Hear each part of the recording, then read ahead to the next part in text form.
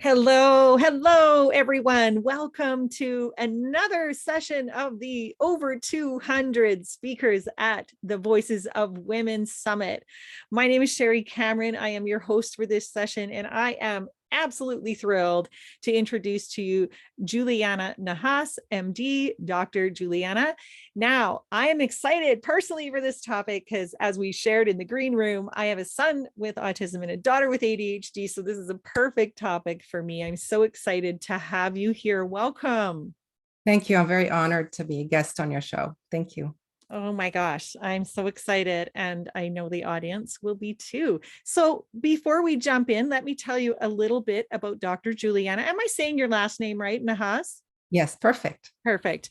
Dr. Juliana Nahas is a board certified pediatrician and a functional medicine certified practitioner who specializes in treating complex pediatric health conditions like autism, ADHD, autoimmune disorders, abdominal pain disorders, obesity, asthma, allergies, eczema, and more. For over 25 years, Dr. Nahas has served her community in the tri-countries of Newton, Rockdale, and Walton, and is now offering virtual visits for clients who live at a distance. Wonderful. Dr. Nahas is an integrative physician experienced in both conventional and holistic functional approaches, as well as mind, body, soul medicine to help your children have the best overall health possible. After experiencing her own troubles with an autoimmune condition that almost rendered her crippled, Dr. Nahas searched all types of conventional and alternative modalities to get well again. She knew that taking Advil every day wasn't the answer. And she found the energy healing, yoga and mindset meditations, as well as functional medicine approach led her to resume her vibrant energy and vitality in just a few short months. Welcome. Thank you, Sherry. That's quite a resume, isn't it? Yeah, thank you so much. Now, before we jump into just some question and answer, I'd love to know, how did you get into this work? Why is this a passion project for you? Yeah, so let's go back maybe 10 years ago. I had just had my second child, and all of a sudden, I felt like my body was falling apart. I felt like I was a 90-year-old in a 40-year-old body, and I didn't understand what was going on.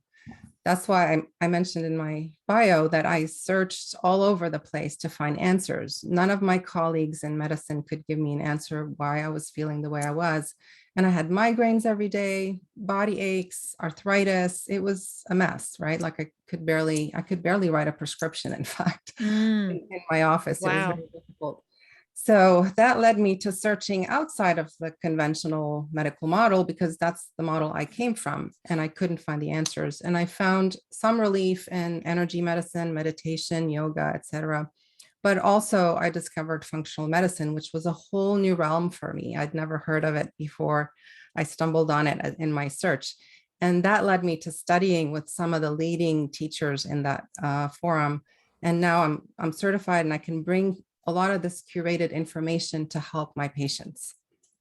Awesome. Okay, well then tell us functional medicine. Define that for us, please. Functional medicine is about how does the body work. So we're not looking at disease systems like we do in conventional medicine. We're looking at the underpinnings of that, like what's going on in the cell and the organs and how the body's whole connected to each other and communicating with each other, whether it's neurologic signals or biochemical signals and hormones. We're really looking at that interaction and balance that may have been, unbalanced by some trigger. And if we Hmm. can figure out these triggers, then we can remove them or change them and modify them so that we can restore the natural homeostasis of the body. Well, I learned something today because I didn't know what functional medicine meant. So I wanted to Yeah. know. So that's awesome. Thank you.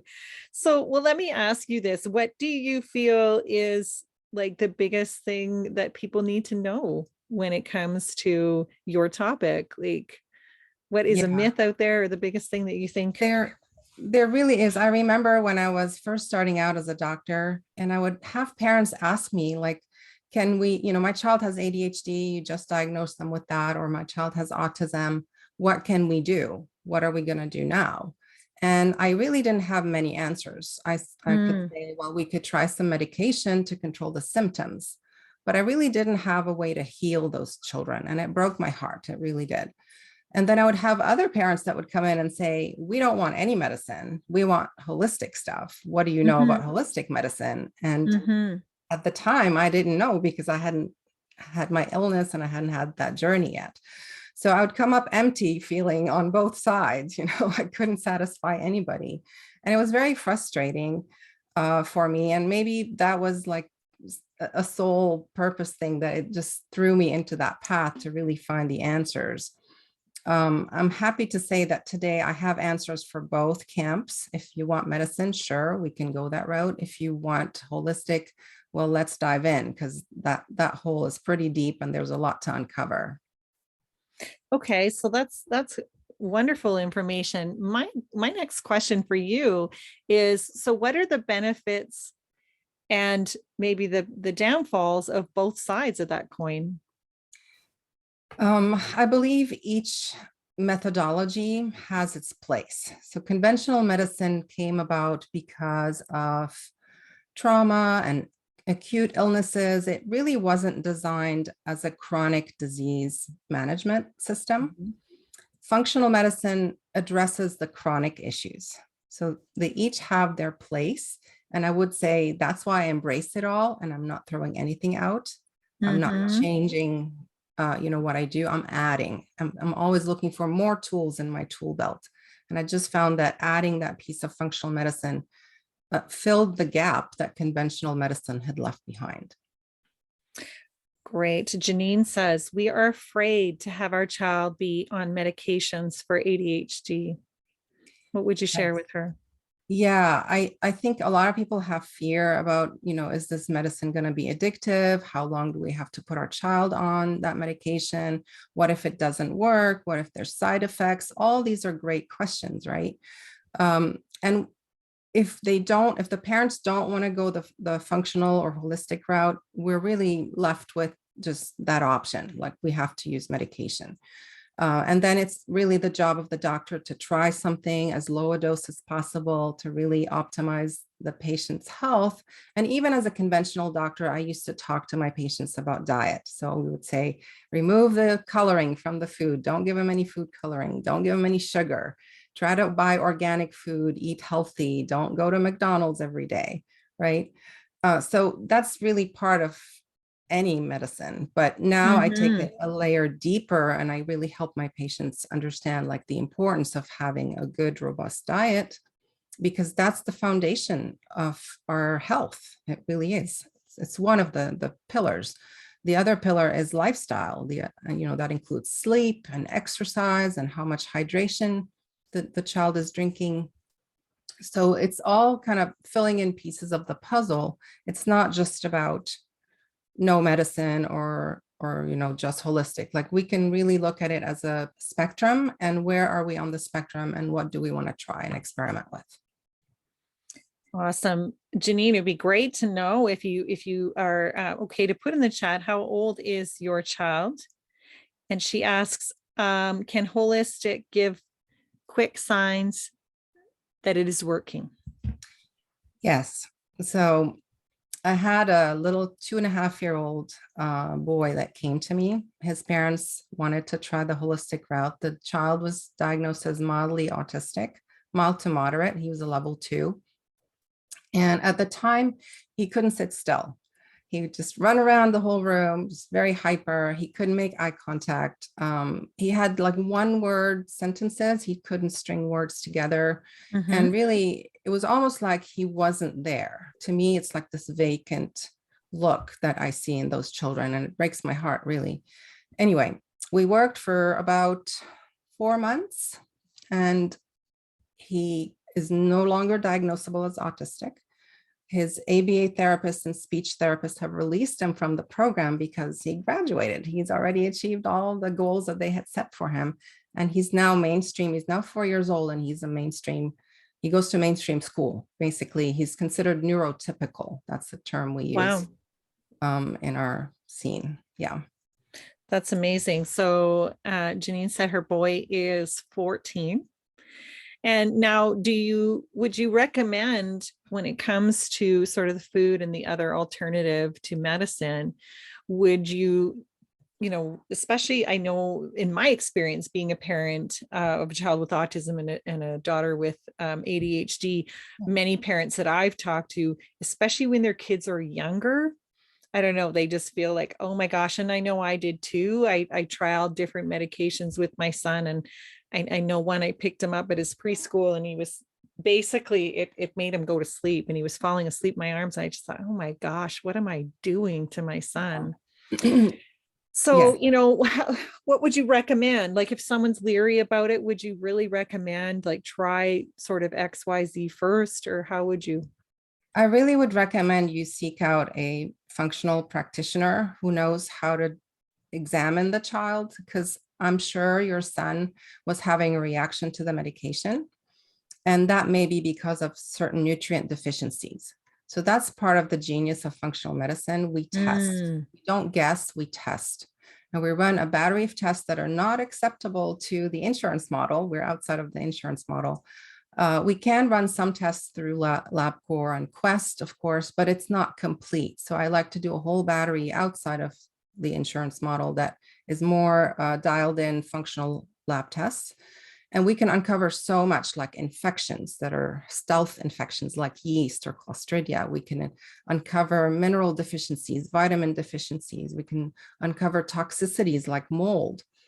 There are Oh, wow. and petrochemicals that may be impacting the child. So these type of specific tests really give us the clues and the answers as to what's going on under the hood, and why is this child so sensitive to everything? Why can they not deal with the world like the rest of the kids, right?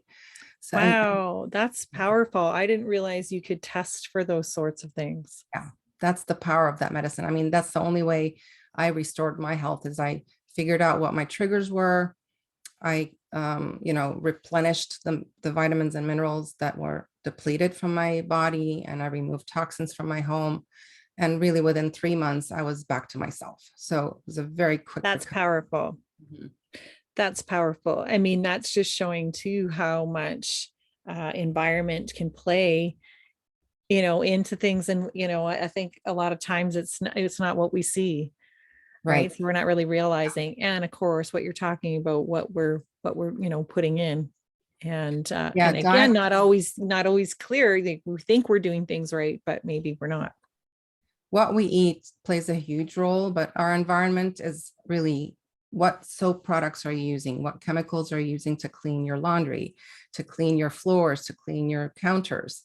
It's all chemicals around us and we don't think about them, but they are being absorbed through our skin, through the air that we breathe, through what we drink and eat. So it is important to look at that and examine and try to go back to, can we use lemon or vinegar maybe to clean our home instead of these harsh chemicals? Can we substitute organic soaps to all these flavor and perfumed soaps that we buy, right? So it's really about educating the public and educating the parents that, it does start with the environment and the diet, because even though genetics play a role, we can't change our genes. That's set. So the Right. only thing we can play with is the diet and the environment and our stress level. That's where Right. And that's the thing. I know there's all kinds of talk again in the autism community and stuff like this, what causes autism, what causes the ADHD, and there's different camps of thought. And, some people believe it's vaccination, some people don't, some people believe it's environment, some people believe it's genetic, there's I think it's probably a whole myriad of things. And exactly. that's me not knowing, I don't Exactly. have No, your education, but you're right. It's a whole slew of things. It's not just one thing. And so Mhm. what makes one child vulnerable to some injury, let's say vaccine injury, another child is fine. They can get vaccines all day long. They're just fine. So Yeah. it's really about their genetic makeup, their current state of health, and how much are you pouring into that bucket that's stressing their system. So the system breaks when they can no longer handle the stress. They can no longer detox and clear the things that are in their system. Yeah. And I just think this is so key. I want to repeat that again, that you said, like, you can actually test for some of these things. You can look at where deficiencies are. You can look at and test for toxins. Is that correct? I just want to double check that again, because that's That is amazing. correct. Yeah. Yeah. So, I mean, that is really powerful. It's kind of like to get make, because really, again, I know many parents, they're sort of trial and erroring so many different things, Yes. and that can be exhausting, and it's the parents are burning out trying to figure out what some of the challenges may be, or how they can help support improvement Yeah, and this sort of definitely. thing. I mean, with my training in functional medicine, like we are taught a certain pathway, a certain way of understanding what's going on in the body and how to help it heal. So, for example, with my patients in ADHD and autism, we want to understand, first of all, what are the triggers so that we can remove them. So whether that's toxins or, allergens or infections. So we want to look for that and clear those out of the system. Then we want to restore the mineral deficiencies, vitamin deficiencies, protein deficiencies, essential fatty acid deficiencies. There's a long list of things that could be Wow. missing. And thirdly, we want to heal and restore the microbiome, because we know that the brain and the gut are connected. We've known this for over 20 years now, that there's a tight connection through the vagus nerve between what's going on in the gut, and that's being communicated to the brain. So if things are off in the gut, if That you've makes got, so much sense. yeah, if you've And so got many kids I know with ADHD autism have gut gut issues, problems, gut issues. Yeah. exactly. Yeah. So So interesting. we have to dive deep. In conventional medicine, we were taught that the gut is the gut, the brain is the brain. There's a blood-brain barrier. They're not talking to each other. So that's the medical model and the conventional medicine wisdom. But the new light is coming that no, there's actually a lot of research showing that there is a gut-brain connection. The blood-brain barrier is not a solid barrier. It's quite penetrable, and a lot of things are being communicated. Wow. And I think I just heard this recently myself, and this is reminding me, I might get this wrong, but would it be serotonin? Like someone was telling that the majority of serotonin is created in the gut. 90%. I was like, Yeah. what? Who knew? And So, if you're low on vitamin D, which a lot of us in the US are, because we just don't spend time outside, if you're low in vitamin D, the gut serotonin goes up, which actually triggers more inflammation. And the brain serotonin goes down, which creates more stress, because serotonin is a feel-good hormone in the brain. So if we don't make enough of it in the brain, we're going to feel more stressed. And a lot of these wow. children are hyper and angry and irritable. And Yeah. we see a lot of this imbalance actually play out. And a lot of those kids are deficient in a lot of minerals, including iron and zinc and magnesium, and also Right. vitamin. Ooh, I mean, I feel like we're just going, and now we're starting to run out of time, but it's like, that is powerful. I mean, even me here, I'm living in Edmonton in Canada, and we're in winter and we're in dark a lot of Yes. so I know we're very vitamin D deficient here. And again, I know a lot of the things that I've participated in, we really, these are the kids that get told no all the time, and are problem all the time. And it's really, we need to look at, they're trying to say something, or at least their bodies are trying to say something. And it's a shame that they're getting labeled or disregarded, or being told no all the time. Those behaviors are, they're telling us something. And so this is where I love your message, because if we can find more balance in the body, we're really probably helping them win in all ways, like socially and everything. Yes. I mean, it's really good. Like the autism children have it going on in their brain. They really process everything. They may not be able to show you that they're aware, but they are aware of everything going on. They remember everything. So as much as the parents can praise them and catch them doing things that they're winning at, it really builds their self-esteem. So it's important to include that parenting piece into the whole program, of course. And I really want to stress that there is hope for these children, no matter what age they are. A functional medicine doctor can help your child. So really look into that as an extra thing. We're specialists in functional medicine. We're not just a regular pediatrician or regular internal medicine doctor. So we've added that on top of our conventional degree. And we're really honing Amazing. in on helping to remove these chronic illnesses, to really resolve them. I feel like I can't believe I don't know about that. It's like, wow, this has been a complete eye opener for me. Put a 1 in the chat if you guys thought this was such a valuable session. I know, again, it has been for me. So thank you for that. I wanted to ask you as well. I believe I read in your bio, are you able to connect with people virtually? I can, because I'm an MD, the licensing bureau requires that we see the patient once a year Mhm. in person in my office, but all the other visits we can do virtually. Now, if you live outside of the US, because that's where I'm stationed, you don't have to come see me in person. We can work remotely. But if you're in the US, I have to abide by the licensing rules and I have to see you once a year. Okay, but you can see people outside of the US as well. Yes, right. That's awesome. And then how would any testing, like would we be able to go and do testing here or just then go to our physician and Absolutely. ask, or what would that look like? No, the kits are sent to you. Sometimes if Okay. there's a blood test, we can send you to a phlebotomy station. We'll Mm-hmm. find a phlebotomist, a portable phlebotomist that you can either comes to your home or you go to a station and have the blood drawn. But a lot of the tests we do are not blood based, so we can collect the samples at home. Wow. Awesome. I see lots of people in the chat are saying awesome information. Really enjoying what you've had to say. So I know we're running out of time. I just want you to talk about, you have a gift available for our listeners. And would you tell us a little bit about what that is? And we'll pop that back in the chat. Yeah, I created a little cheat sheet, if you will. I titled it The Integrative Approach to ADHD and Autism. And it's a list of some of the supplements I recommend. So it's in a way you can get Wonderful. started without seeing me on trying to see if these things will help your child. Nothing's going to be high dose or anything like that, but I'm just going to let you know, like, these are some of the minerals and vitamins that you probably need to look at with your child, and some other lifestyle tips. So that's my cheat sheet. Wonderful. That is a really great gift. And I know I'll be taking you up on that for sure. You also have a VIP gift. So guys, you can upgrade to VIP just $97 and you get a whole myriad of gifts from many of the speakers. And Juliana is one of our contributors to the VIP gift. Can you share with us what that is?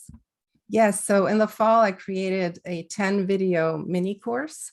It's short videos that kind of talk about common questions that I get from parents around ADHD, autism, and also depression and anxiety. We're seeing such a raise in those diagnoses since COVID. Oh, no kidding. So I created this mini course. It serves the public. It's free. Just sign up for it through the VIP and you get it. Oh my gosh. Awesome. That's gold right there for $97. Plus you're going to get all the other gifts from so many other speakers. So that is just a wonderful no-brainer. And what a generous offer. So thank you so much.